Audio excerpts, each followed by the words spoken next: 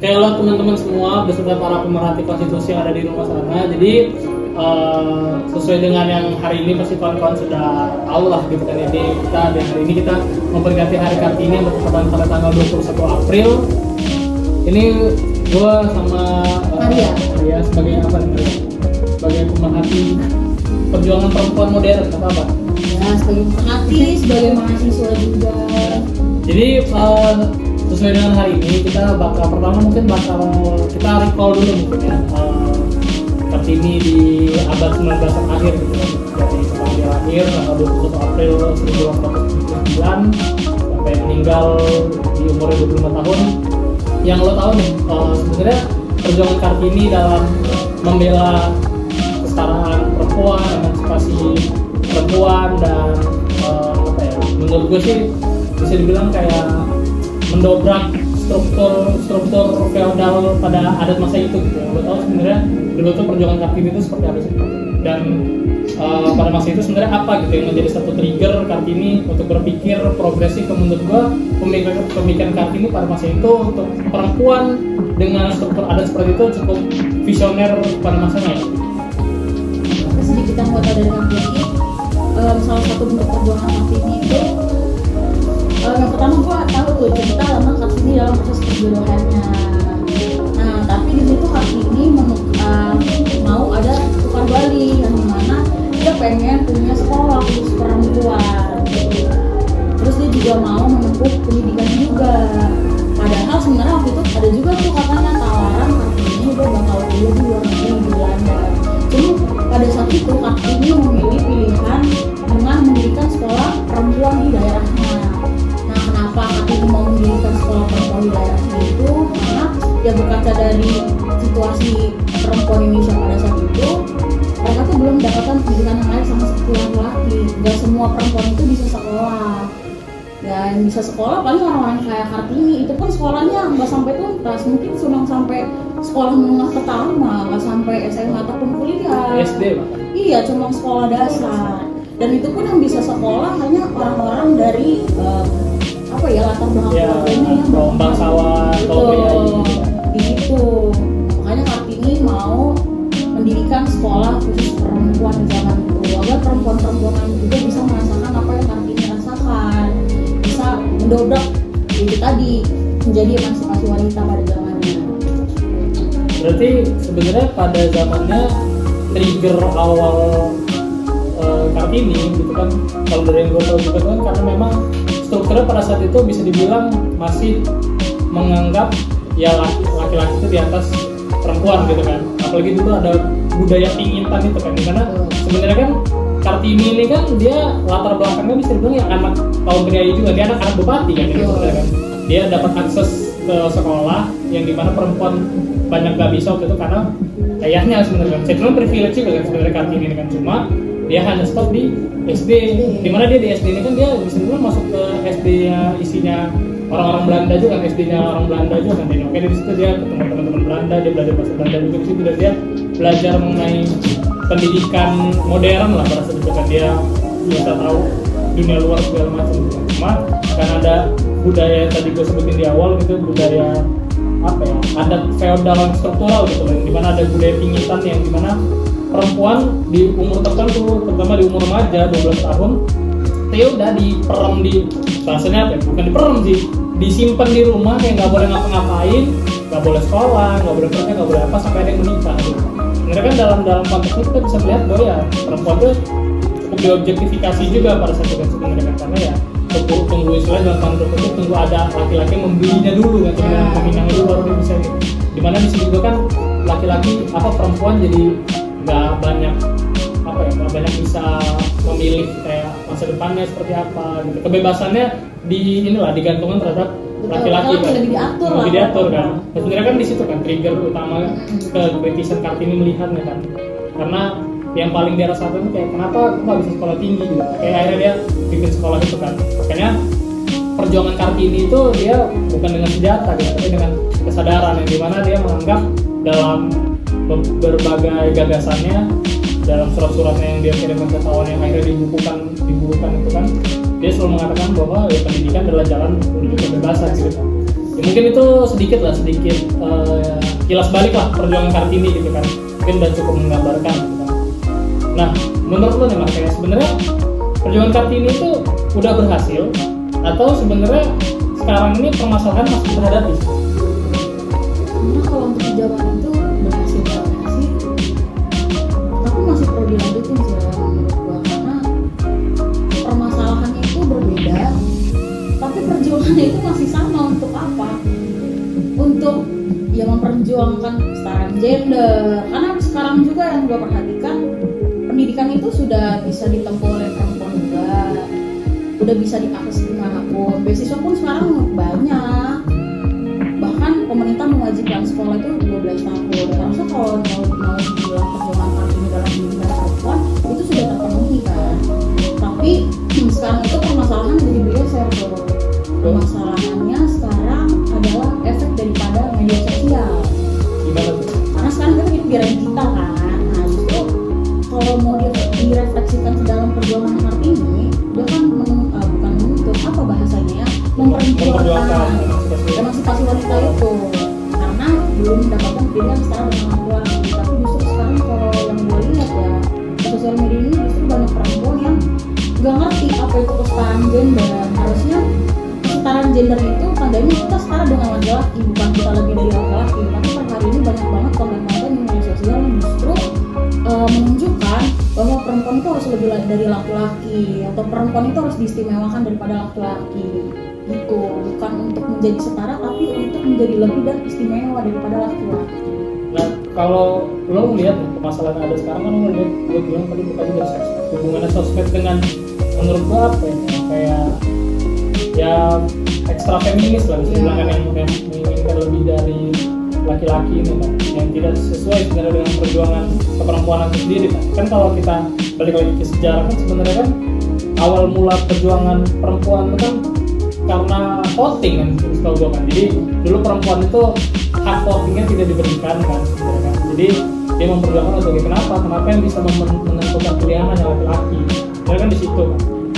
Nah tadi lo ngomong perihal sosmed itu salah satu alasan hubungannya sosmed dengan adanya apa ya, ketimpangan gendernya apa gitu hubungannya? Karena kenapa sosial media, jadi mereka ini kebanyakan perempuan itu belum tuntas membaca, belum tuntas secara dasar dan teori, tapi udah kebanyakan apa ya, efek dan dampak dari media sosial. Cuma sekilas dibaca, cuma sekilas ditonton, apalagi video-video real sekarang itu kan cuma gak nyampe 1 menit. Itu pun orang kadang males bacanya, cuma kesimpulannya gini, ya udah. Dan itu terjadinya secara berkala dan terus menerus. Bahkan sekarang itu dijadikan tren yang ada di media sosial, kayak apa ya, bare minimum. Itu kan sekarang jadi tren di media Itu sosial. apa sih namanya kayak gitu?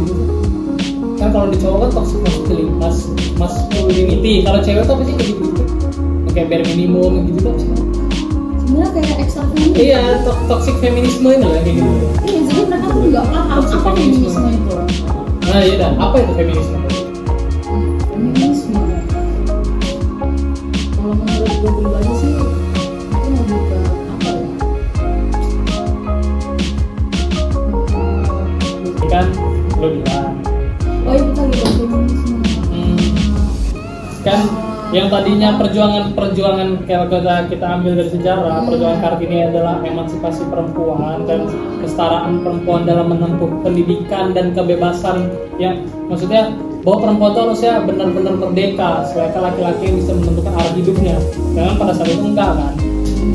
Nah kalau ditarik sekarang, perjuangan itu udah mulai bergeser, lo bilang kan. Jadi bukan lagi mau berbicara tentang kesetaraan, tapi berbicara mengenai pengistimewaan salah satu gender gitu kan.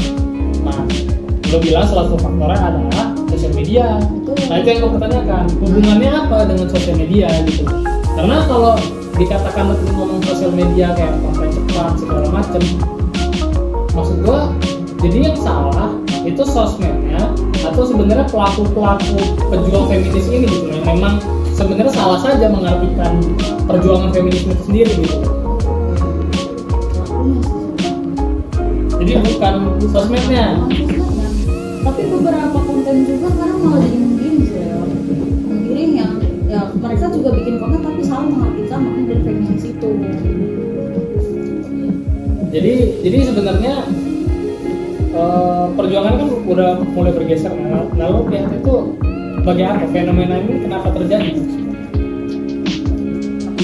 Ya fenomena para pejuang feminis, para pelaku apa sih pejuang kesetaraan perempuan ini kan kenapa jadi kayak lebih pengen diistimewakan? Karena kalau dalam pendiskusian gitu ya, gue sering diskusi sama beberapa kawan, sebenarnya karena terjadi sentimen aja sih. Sebenarnya kan kesetaraan perempuan kan sesimpel kita berbicara kemanusiaan aja kan sebenarnya. Ya kita berbicara kemanusiaan, kita berbicara keadilan. Di dalam kemanusiaan di situ ada perempuan juga kan. Jadi harusnya ya udah kita berbicara perihal keadilan aja, keadilan untuk semua, keadilan sosial dan kesetaraan dan juga kemanusiaan aja gitu. Nah ini yang terjadi kan karena dipolarisasi lagi gerakannya, yaitu ada gerakan perempuan lagi, jadi terjadi semacam sentimen sih. Jadi kayak udah perihal perjuangan gender, perjuangan feminin, perjuangan perempuan saja gitu. Padahal dalam perjuangan feminin itu juga banyak membela hak-hak laki-laki yang tertindas sebenarnya. Ya seperti tadi itu loh, ketika perempuan tadi dibilang bare minimum, perempuan lebih pengen diistimewakan. Sebenarnya dalam beberapa aspek kan laki-laki dalam hal ini ditindas ya. Nah sebenarnya artinya perjuangan perempuan kan juga perjuangan bersama sebenarnya. Nah jadi menurut gua harusnya bukan sesimpel, maksudnya perjuangan itu harusnya ya udah perjuangan kesetaraan, kemanusiaan dan keadilan aja gitu. Kita berbicara keadilan, kita berbicara kemanusiaan untuk sosial gitu. Sekarang ini kan menurut gua karena terpolarisasi nih. Ada yang memecah lagi gerakan perempuan, jadi terjadi sentimen. Nah gue ngeliat di situ tuh. Jadi para perempuan akhirnya terjadi semacam kompetitif gitu loh dengan gender lainnya, karena ada sentimen polarisasi gerakan ini sendiri tuh. Nah, menurut gue gimana? Sebagai perempuan kenapa ada polarisasi itu timbul? Ya, ada sentimental betul. Karena sebelumnya mereka merasa sebelumnya gue ditindas sama laki-laki, berarti nextnya gue yang harus menindas dia, gue nggak mau gue tertindas. Itu jadi timbul jiwa kompetitif itu. Tapi dengan cara yang sebaliknya, karena sebelumnya kan polanya patriarki gitu. Terus akhirnya mau dibalikin, itu sih jadi matriarki. Iya jadi matriarki. Tapi ya polanya kan jadi terus berkesinambungan. Gitu. Nah, lo berarti sekarang melihat apa yang diperjuangkan oleh feminis ini bergeser dari perjuangannya si Armini ini. Jadi menurut gue yang ideal harusnya seperti apa? Ideal harusnya. Maksud gue dalam konteks konkret ya. Ini kita geser lagi pembahasan agak lompat. Dan dalam konteks konkret yang sering kita bahas di kelas ya, perihal persentase perempuan di legislatif maupun parpol. Kalau 30% ya, sesuai dengan undang-undang 30%. Karena sebenarnya bukan karena angka kecil 30%-nya atau terlalu besar menurut sebagian orang, tapi daripada memang tidak sama sekali, maksudnya nggak diatur iya, karena itu sebenarnya ya tujuan baiknya agar perempuan juga bisa mendapatkan hal yang sama dengan laki-laki, maka dibikin 30% itu, karena sebelumnya kan itu nggak ada. Betul. Makanya dijadikanlah salah satu syarat administrasi. Untuk apa? Syarat administrasi, bukan substansi pendidikan, prosedural berarti. Betul. Itu kan tapi tujuan awal. Maksud gua dalam pembentukan itu terjadi gender bias kan sebenarnya. Iya. Dianggap perempuan ini sebagai kaum yang lemah kan, makanya disiapkan kamar sendiri 30% nih buat perempuan gitu. Iya, sebenarnya juga orang mikir gitu, tapi gua berpikir lebih dalam. Sebenarnya daripada nggak sama sekali, dan ini kan bikin jalur khusus sebenarnya 30%. Jalur khusus. Berarti dianggap lemah kan berarti ya? Kan itu gue bilang dulu. Iya. Sekarang harusnya kita sebagai perempuan itu bisa memanfaatkan kesempatan itu loh. Tapi per hari ini juga dari 30% itu banyak perempuan yang justru nggak memanfaatkan dengan baik dan benar, tapi justru malah senang mengobjektifikasi dirinya sendiri. Harusnya kan dari 30% itu mereka kan masuk ke dalam partai politik, mereka kan diberikan pendidikan, harusnya iya hal-hal itu yang dimanfaatkan. Nah pertanyaannya partai politik sekarang pendidikan perempuan nggak juga. Berarti harusnya direformasi sih loh. Nah maksud gue dari jadi mana lagi pembahasan tadi? Parpol 30%, lo sepakat karena menurut lo itu cara untuk agar perempuan berpartisipasi dalam politik. Betul. Intinya kan betul. Betul. apalagi gue sampaikan? Mau gue sampaikan juga, tapi gue akan lebih setuju lagi 30% keterwakilan perempuan ini ada dengan syarat partai politik harus reformasi. Karena banyak juga partai politik yang ngasih perlindungan perempuan juga salah. Cuma sekedar cuma formalitas. Adalah pokoknya. Itulah salah satunya. Terus poin yang ketiga, gue kan lebih sepakat lagi kalau posisi-posisi strategis yang duduk di kursi parlemen itu dikasih juga ke perempuan. Karena per hari ini juga perempuan kayak cuma ngisi kursi-kursinya tuh kursi-kursi yang sebenarnya penting gak penting. Jadinya dampaknya apa? Ketika ada contoh ya, ada pembuatan undang-undang, ada apalagi ya biasanya dibahas di situ. Isu-isu sosial juga sekarang kebanyakan dibawa ke DPR RI.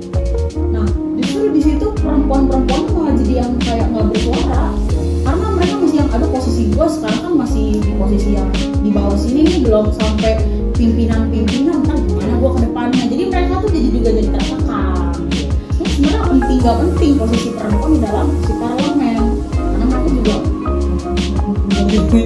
kalau ya penting, tapi kan gue bilang karena posisi yang dikasih itu nggak strategis, jadi sebenarnya penting nggak penting dong. Dikasih oleh siapa? Itu maksud gue makanya di situ maksud gue. Nah, karena menurut gue opini gue 30% itu terjadi gender bias di situ. Kenapa? Karena ya gue melihatnya nada dari kebijakan ini adalah menganggap perempuan itu lemah, jadi tidak akan bisa berpartisipasi kalau tidak diberikan kamar khusus itu 30% ini. Betul. Makanya opini gue adalah harusnya 30% ini dihapus sekalian, nggak usah ada. Jadi perempuan dalam hal ini dianggap setara dan bisa berpartisipasi dengan secara adil. Akhirnya apa yang terjadi? Partisipasi substansif. Karena kalau 30% tadi partisipasi jadi partisipasi prosedural. Ya tadi lah kayak parpol mendaftarin parpolnya karena ada kebutuhan 30%, ya jelas siapa aja lah yang masukin ke SK. Terus juga ya udah parpol karena ada kebutuhan 30% di legislatif, siapa pun lah dicalonkan gitu. Tapi kader-kader perempuan ini tidak pernah benar-benar dididik gitu loh. Karena ya hanya untuk memenuhi kamar 30%-nya aja gitu loh.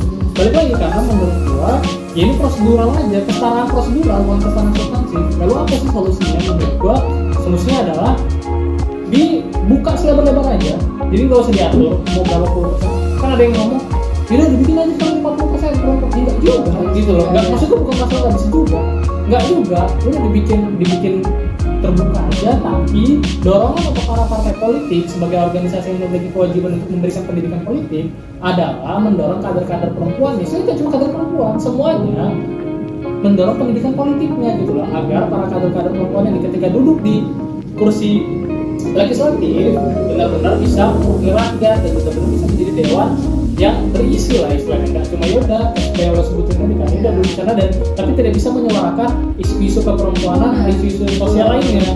Seperti itu sih menurut gue. Jadi dari sisi perempuannya juga ya gue kalau memang mau masuk ke dunia politik ya gue harus ngisi diri gue harus belajar, gue harus mengikuti pendidikan politik segala macam, karena kalau enggak gue nggak bisa bersaing. Begitupun juga para parpol gitu loh, ini kader-kader perempuan yang ada ini harus gue didik biar apa? Biar mereka bisa bersaing dalam merebut kursi di dewan. Menurut gue nanti persaingannya lebih substantif gitu, lebih ideologis daripada udah 30% gitu. Itu sih.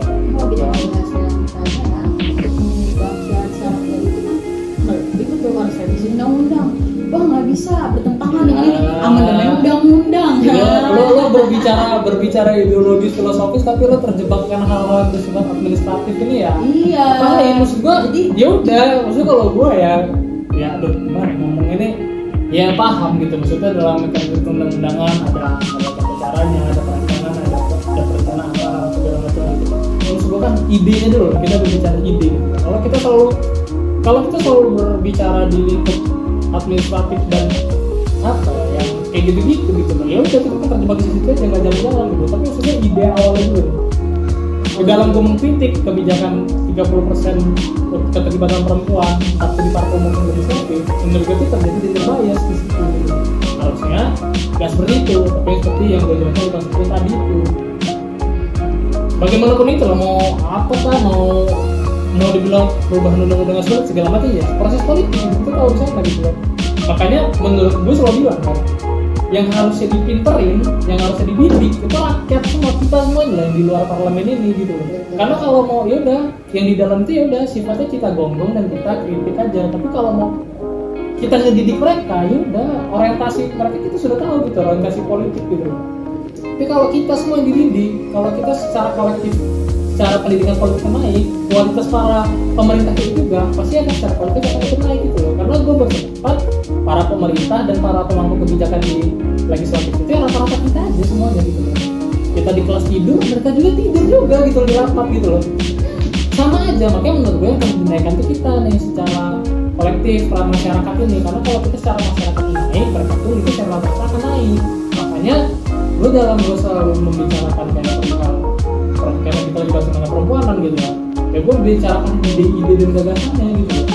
Tapi dalam ruang lingkup akademik, ketika kita dalam ruang lingkup akademik, oke lah kita juga bisa, kita mungkin juga berbicara tentang faktor politis dan administratif dalam pembuatan undang-undang paham gitu. Tapi ya gue nggak fokus di sana, gue fokus idenya dulu gitu loh. Karena kalau dorongan dari luar kuat, gue yakin akan jalan juga. Minimal mereka tahu loh, oh bahwa ini ada yang salah gitu. Secara ide gagasan memang harus kita tahu gitu sih. Nah ini di gagasan lo kalau laki-laki. Enggak juga, justru gue membela lu. Iya, karena sebelumnya ya, gue juga memiliki pendapat yang sama dengan di kelas partai politik nih. Pertemuan pertama itu pembahasan tentang perwakilan pada perempuan juga, dan gue memang nggak sepakat karena menurut gue di situ perempuan harus dijadikan politik. Tapi itu kan dikasih tugas waktu itu sama dosen kita, dikasih tugas sama dosen kita. Sebenarnya gue udah sering juga syaratnya, administrasinya segala macam. Nah, gue menemukan titik di mana sementara agak kebentur realita ya buatnya. Ternyata prosesnya tuh sepanjang ini dan bakal ribet banget ya. Proses apa? Proses pergantian sistemnya. Kalau 30% kelakuan perempuan itu kita hapus. Iya, ini mar. Karena gue ngeliat ada negara kita per hari ini. Kalau ngomong realitanya, kayaknya menurut gue ya, realistisnya lebih ke perempuan yang dapat masuk dalam 30% ini harus memiliki kesadaran yang tinggi. Jadi perjuangan itu dimulai dari perempuan-perempuan ini, gitu. Itu kalau kita membahas realitanya. Betul. Tapi maksud gue sekarang kenapa sih bisa perempuan-perempuan yang tersebut tadi gitu? Itu hanya jadi pajangan kalau bilang disebutkan. Jadi alat politik saja di sana gitu. Karena arah kebijakan memang mengarah ke sana dan mendesain partai politik untuk seperti itu gitu loh. Karena itu ada keharusan mengisi 30% perempuan gitu loh. Tanpa ya udah nggak ada yang lain. Jadi kan terjadi ya udah ini gue pakai karena ada keharusan. Ini udah gue untuk memenuhi administratif dan prosedural mereka. Gue pemilihan 30% ini. Ujung-ujungnya mereka di legislatif. Ya kita bisa lihat lah gitu loh anggota-anggota dewan yang perempuan ya. Itu sih banyak jadi pajangan aja, nggak semua, banyak juga yang menyuarakan dan kritis juga banyak gitu loh, banyak. Tapi kita bisa melihat apakah cita-cita dari kebijakan ini 30% itu adalah kesetaraan atau membuka ruang perempuan untuk bisa berkontestasi politik itu tercapai, nggak juga. Kalau ujungnya mereka di sana ya udah jadi pajangan aja. Kalau cita-cita tercapai kan mereka di sana ya bisa berpolitik juga kan, bisa menyuarakan isu-isu sosial, bisa menyuarakan isu-isu keperempuanan yang dimana kawan-kawan perempuan di sini pasti kan lebih mempercayai kayak karena ya kalian perempuan dan kalian duduk di kursi dewan gitu loh. Harusnya kalian juga bisa menyuarakan, tapi karena desain dari awalnya istilahnya apa ya? Scouting dari awalnya desainnya sudah ya udah yang penting ada untuk memenuhi administratif, jadi nggak substansi untuk dewan-dewan perempuan yang mewakili kita di sana gitu loh. Nggak semua, tapi ya ada kebanyakan seperti itu gitu. Jadi menurut gua untuk seperti yang lebih bilang tadi, untuk mendorong agar para anggota-anggota dewan perempuan tadi itu mendapatkan kesetaraan dalam berpolitik sesuai dengan diceritakan Kartini tadi gitu loh, yaitu kesetaraan dalam pendidikan, gitu, kesetaraan dalam berpikir, kesetaraan dalam menyampaikan pendapat, dalam menyampaikan aspirasi politiknya gitu. Desainnya itu harus dirubah gitu. Jadi seperti yang dikritik oleh Kartini kan desain struktural ya kan, desain struktural feodal yang dilegitimasi oleh adat kan, yang dilegitimasi oleh tradisi kan sebenarnya. Nah sama kan sebenarnya sekarang, ini kan desain politik yang dilegitimasi oleh hukum sebenarnya, undang-undang parpol itu kan, undang-undang 2008 kan. Dan menurut itu sama ya perjuangan. Itu kalau kita mau refleksi lagi ke perjuangan ini, yang harus dirubah itu bukan struktur itu.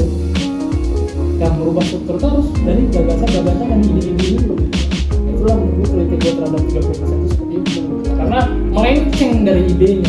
Idenya mungkin di situ udah ada kebiasaan gender di situ, itu menganggap perempuan tidak setara, maka harus dikhususkan seperti yang lo bilang tadi. Nah menurut gua harusnya ini tidak seperti itu. Tapi tadi lah harusnya didorong partai politiknya untuk mendorong pendidikan politik kepada kader perempuan ini gitu, untuk mereka bisa bersaing dan hapus 30% itu, karena ujung-ujungnya persaingannya menjadi persaingan substansi, bukan persaingan prosedural lagi. Cocok. Tapi gue jadi kepikiran satu hal sih. Kayaknya memang agak harus dibangunnya dari grassroots dulu ya. Karena kalau kita cuma berfokus pada perempuan, pendidikan perempuan, partai politik dan lain sebagainya, tapi nggak bisa kita pungkiri orang yang masuk di dalam parlemen pun nantinya pasti kebanyakan juga laki-laki. Perkara ini juga laki-laki. Tapi kalau laki-lakinya aja masih jiwanya masih patriarki abis nih, pasti segala kepentingan apapun akan ditutup dong, akan dilakukan dong. Jadi itu tadi bisa aja semua parlemen misinya dibikin jadi lebih banyak laki-laki daripada perempuan, jadi itu percuma aja 30% perempuan. Jadi menurut gua laki-lakinya pun juga harus memiliki kesadaran itu sendiri. Makanya tadi kita diskusikan di awal kan, bahwa ya perjuangan feminis atau perjuangan perempuan ini adalah perjuangan kita bersama. Di dalam hal ini kita tadi berbicara gitu karena kalau menurut gue kan ketika itu terjadi mengganggu kepentingan laki-laki. Iya. Gitu kan. Itu kenapa gue bilang perjuangan perempuan itu adalah perjuangan bersama, karena ada beberapa juga yang laki-laki jadi sangat ditindas gitu loh dalam beberapa hal lah gitu ya. Apa sih kayak ada menurut gue kayak queen bias atau apa gitu yang apa sih queen bias apa sih queen syndrome apa sih tau gak sih kan pengen diratukan gitu loh, princess treatment gitu kan. Dalam hal ini sebenarnya kan menyudutkan laki-laki kan gitu. Ya toxic masculinity atau apapun itu kan. Jadi sebenarnya makanya ini balik lagi nih kan untuk yang tadi kan. Pokoknya udah sesimpel itu lah, perjuangan kemanusiaan, perjuangan keadilan, perjuangan kesetaraan, bukan hanya untuk laki-laki atau bukan hanya untuk perempuan. Cuma karena terpolarisasi soal yang dibicarakan perempuan terjadi sentimen. Sih ya kalau di parpol tadi ya menurut gue sih itu dari desain konstitusional hukumnya memang mendesain perempuan menjadi komoditas politik. Melihatnya seperti itu kita baru ngomong satu pasal dari 30%. Betul, dan banyak hal lagi. Kayak gue tadi baru belajar juga di kelas kayak ternyata di undang-undang perkawinan juga ada gender bias, suami istri segala macam gitu. Yang mana tuh? Apa? Pasal yang mana? Yang mana? Yang tadi PP ya? Ya, di PP.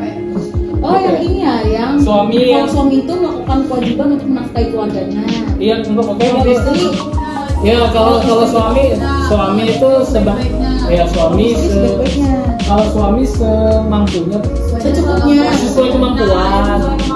Kalau istri sebaik-baiknya kayak gitu loh, kayak redaksi bisa dibaca. Nah itu tadi yang gue bilang kenapa yang sangat gue sayangkan adalah kenapa perempuan-perempuan yang justru ada di kursi parlemen nggak menyuarakan hal-hal itu. Padahal itu ada itu perkawinan. Balik lagi ke tadi, Iya. Gak ada pendidikan politik di parpol karena desain scouting mereka udah mendesain mereka untuk menjadi komunitas politik. Gak semua, sekali lagi ya, disclaimer. Gak semua. Kesannya mengeneralisir nanti kan? Enggak mengeneralisir, tapi kenyataan dan fakta yang bisa kita lihat sekarang, menurut gua gitu, menurut keyakinan saya gitu, itu yang tercermin lah di parlemen kita sekarang. Betul sih ya, garis lain kan soalnya di perkawinan itu juga hanya umur, setahu kan? Umur sama ya. Syarat umur kawin. Umur tadi kan 19 sama berapa jadi 19. Iya, sekarang. Ya benar. Jadi kesimpulannya tarik lagi ke perjuangan Kartini tadi, berarti ya belum selesai lah perjuangan Kartini. Masih sampai sekarang masih ya jelas lah belum selesai, masih ada gerakan perempuan. Ya masih ada 70% lagi sih yang masih diperjuangkan ya. Iya, lebih ke ini kali ya. Apa sih namanya? Ya emansipasi atau kesetaraan perempuan secara hakiki lah. Karena kalau misalnya ngomongin perjuangan dia secara yang tadi dibilang kayak bikin sekolah agar perempuan bisa sekolah tinggi segala macam dan budaya tinggitan itu kan kayak sudah ada lah kayak sekarang. Sekarang perempuan pun ya sudah bisa mengenyam sekolah yang sama dengan laki-laki, bahkan juga bisa memilih pasangan hidupnya sendiri, memilih memilih jalan hidup sendiri, tapi kan kesetaraan secara hakiki itu masih belum didapatkan. Masih sering lah kita merasakan diskriminasi terhadap perempuan di dunia kerja, di dunia ya di dunia pendidikan pun ada juga gitu lah. Terutama paling sering di keluarga kan, pendapat laki-laki lebih sering didengar, laki-laki dianggap lebih kompeten. Yang paling hal-hal yang bersifat substansi dan filosofis seperti itu kan, perjuangan Kartini belum itu selesai. kan pengaruh budaya juga sih ya, kalau dalam keluarga ya, budaya kesukuan lah. Kalau ini di Indonesia ini kan budaya banyak banget, terus ada perempuan juga. Iya. Dan kebanyakan hampir 98% mengangkat ya. Iya itu, makanya itu perjuangan Kartini belum sepenuhnya selesai kan. Karena kalau gue berpendapat apa yang diperjuangkan Kartini itu belum selesai sampai hari ini, masalah masih selalu kita hadapi, dan perjuangan Kartini itu adalah bagian dari semangat perjuangan Kartini juga. Jadi menurut gue laki-laki perempuan kalau punya kesadaran kesetaraan, keadilan, pasti harusnya ya ikut menyuarakan gitu apa yang diperjuangkan oleh Kartini gitu. Yang dimana dia sudah berpikir itu dari abad 19 akhir gitu loh. Itu sih. Belum closing statement lo. Closing statement gua buat perempuan dan laki-laki, banyak baca sih. Banyak baca. Itu tadi gua bilang kaitan refleksi perjuangan Kartini dengan perempuan di era digital yang kebanyakan kemakan tren-tren TikTok, Instagram dan lain-lain lah. Itu pasti karena orang-orangnya malas membaca, jadi pembacaan itu nggak tuntas sampai akhir. Lebih reaksioner. Betul, jadi apa-apa cuma kayak ikut tren, bare minimum, practice treatment, pokoknya segala sesuatunya itu mengedepankan ego dan kompetitif sentimentalnya tadi sih. Sentimen gender. Sentimen gender. Cukup. Udah gitu aja teman-teman di rumah semua. Semoga ya terhibur dan juga mungkin memberikan pencerahan sekali ya pendidikan kita nanti. Mungkin segitu dulu untuk video kali ini. Sampai ketemu di video berikutnya. Ya.